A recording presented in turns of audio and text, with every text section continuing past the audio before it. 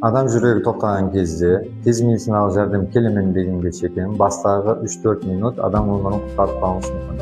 Қазір сіздерге жүрек өкпе реанимациясын көрсетіп өтеміз. Bir жасқа шекенгі балаларда екі қолдың бас бармағымен көкірек тұсына, шұқырлығы дененің 3/1 бөлімі, тезлігі минутына 101-20 мәрте компрессия істенеді. Bir өзіңіз болсаңыз, 30-ға 2 қатынасса, яғни 30 мәрте көкірек компрессиясы, 2 мәрте дем беру істенеді. Дем берілген кезде ауыз босығы тазаланады, салфетка болса салфетка, марлы болса марлы қойылып,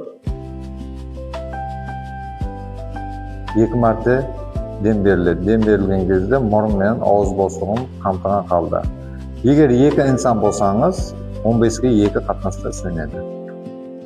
1 жастан 12 жасқа шекенгі аралықтағы балаларда бір қолменен компрессия істенеді. Шұқырлығы дененің 3/1 бөлімі, яғни 5 см шұқырлықта, тезлігі минутына 101-20 мәрте компрессия істенеді. 30-ға 2 қатынаста. 30 мәрте компрессия, 2 мәрте дем беру. Дем берместен алдын ауыз босығы тазаланады. Салфетка болса салфетка, яғни марлы болса марлы менен басылады. Мұрын босығын жауылып, дем беріледі 2 мәрте. Ересек адамларда 2 қол біріктірілген қалда төс сүйегінің төменгі 3/1 бөліміне компрессия істенеді. Шұқырлығы 5-6 см болу керек. Тезлігі минутына 100-120 мәрте компрессия істенеді. 30-ға 2 қатынаста.